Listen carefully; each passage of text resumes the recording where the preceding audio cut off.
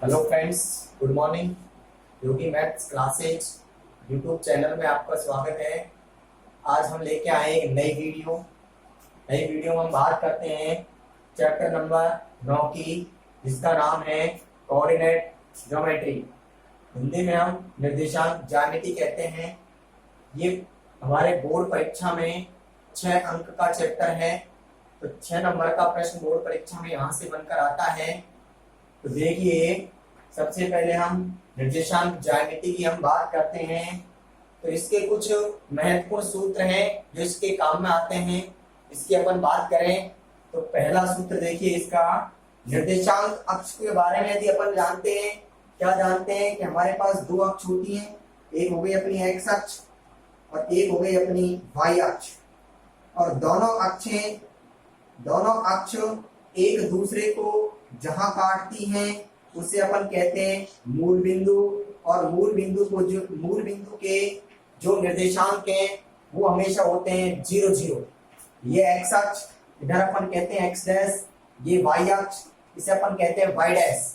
और जहां दोनों अक्ष एक दूसरे को काटती हैं उसे अपन मूल बिंदु कहते हैं। और मूल बिंदु के निर्देशांक हमेशा 0 0 होते हैं। तो देखिए, अब हम बात करते हैं कुछ महत्वपूर्ण सूत्रों के बारे में। यदि अपन देखें तो सबसे पहले पहला पॉइंट अपना है, दो बिंदुओं के बीच की दूरी PQ बराबर under root x2 minus x1 का whole square plus y2 minus y1 का होल स्क्वायर। देखो, हमारे पास कोई दो पॉइंट ले लिए हमने, दो बिंदु हमने ले लिए P और Q। और P और Q की बीच की दूरी पता हमें करनी है। ये कोई दो बिंदु हो गए, P यहाँ हो गया, Q यहाँ हो गया। ये दूरी हमें निकालनी है। P के निर्देशांक दे रखे हैं x1 और y1, Q के निर्देशांक दे रखे हैं x2 और y2। जब भी दो बिंदु आपको दे देता है, दोनों के कोऑर्डिनेट या निर्देशांक आपको देता है, तो हमारे बीच की दूरी यदि पूछता है तो बीच की दूरी का सूत्र बनता है under root x2 minus x1 का whole square plus y2 minus y1 का होल स्क्वायर। तो हमारा पहला सूत्र क्या बन गया कि दो बिंदुओं के बीच की दूरी PQ बराबर under root x2 minus x1 का whole square plus y2 minus y1 का होल स्क्वायर। तो दोस्तों, पहले सूत्र में कोई दिक्कत नहीं है। अब हम बात करते हैं इसी प्रकार दूसरे सूत्र की। दूसरी बात देखिए क्या है, पॉइंट नंबर 2 की यदि अपन बात करें तो दो बिंदुओं के मध्य बिंदु के निर्देशांक के लिए आपको कोई दो बिंदु दे देगा और कहेगा इन दोनों बिंदुओं का कोई मध्य बिंदु सेंटर पॉइंट आपको लेना है। तो मध्य बिंदुओं, तो दो बिंदु आपको दे दिए और उसका कोई मध्य बिंदु आपको दे दिया। मान के चलो दो बिंदु आपके पास A और B हैं। ये कोई दो बिंदु हो गए A और B, और इसका सेंटर पॉइंट तीसरा, इन दोनों का कोई मध्य बिंदु कौन हो गया, C।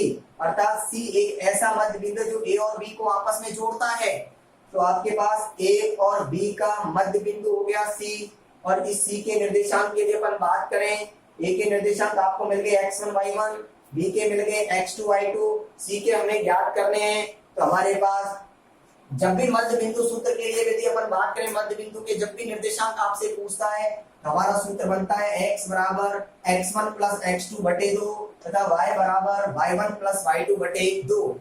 तो हमेशा ध्यान रखना है कि जब भी दो बिंदुओं के मध्य बिंदु की जब भी बात करता है, सेंटर पॉइंट की जब भी बात करता है कि दो बिंदुओं का कोई सेंटर बिंदु ले लिया C और उसके निर्देशांक यदि पूछता है तो हमारा सूत्र बनता है x बराबर x1 प्लस x2 बटे 2 तथा y बराबर y1 प्लस y2 बटे 2।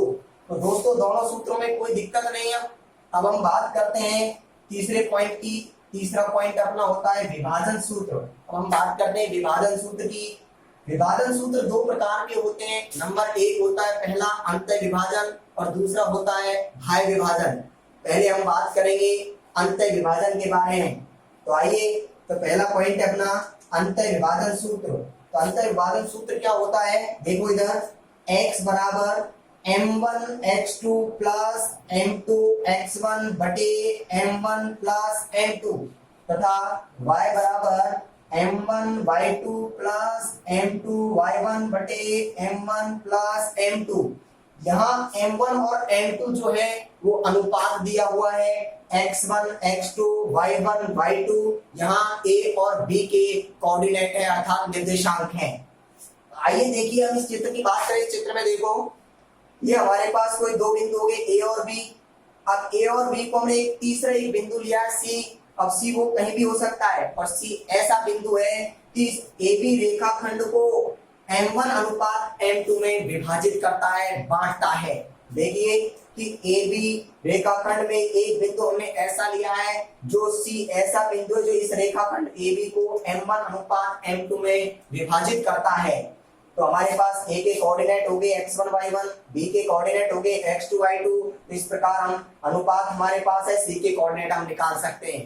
तो इस सूत्र से जब भी कोऑर्डिनेट पूछता है तो अंतर विभाजन का सूत्र अपना बनता है x बराबर m1 x2 plus m2 x1 बटे m1 प्लस m2 तथा y बराबर m1 y2 plus m2 y1 बटे m1 प्लस m2। इसी प्रकार अंतर विभाजन की तरह ही दूसरा चलता है भाज्य विभाजन। अंतर विभाजन और भाज्य विभाजन में केवल चिन्ह बदलता है, प्लस की जगह माइनस हो जाता है। तो भाज्य विभाजन सूत्र अपना हो गया x बराबर m1 x2 minus m2 x1 बटे m1 माइनस m2 तथा y बराबर m1 y2 minus m2 y1 बटे m1 माइनस m2। तो देखो अंतर विभाजन में तो ये दोनों चिन्ह प्लस के रहे थे, भाज्य विभाजन में ये दोनों चिन्ह किसके हो गए, माइनस के हमारे पास हो गए। तो केवल दोनों में चिन्ह का फर्क है। तो आपको ध्यान रखना है अंतर विभाजन में तो दोनों चिन्ह प्लस के रखे जाते हैं ऊपर और नीचे वाले, और भाज्य विभाजन में दोनों नेगेटिव हो जाते हैं। तो इस प्रकार से इन सूत्रों से हम अपना चैप्टर नंबर 9 अपने पास है निर्देशांक ज्यामिति जो चैप्टर है इसको अपन कंप्लीट करते हैं। केवल इसमें 4 सूत्र हैं, चारों सूत्र यदि आपके कंठस्थ याद हैं तो 6 नंबर हल करने में आपको कोई आपत्ति कोई समस्या आपको नहीं आती है। तो इस प्रकार से आपको चलना है, इन प्रश्नों को इन सूत्रों के अकॉर्डिंग हल किया जाता है। अब अपन बात करेंगे चैप्टर नंबर 9.1 की अपन बात करेंगे।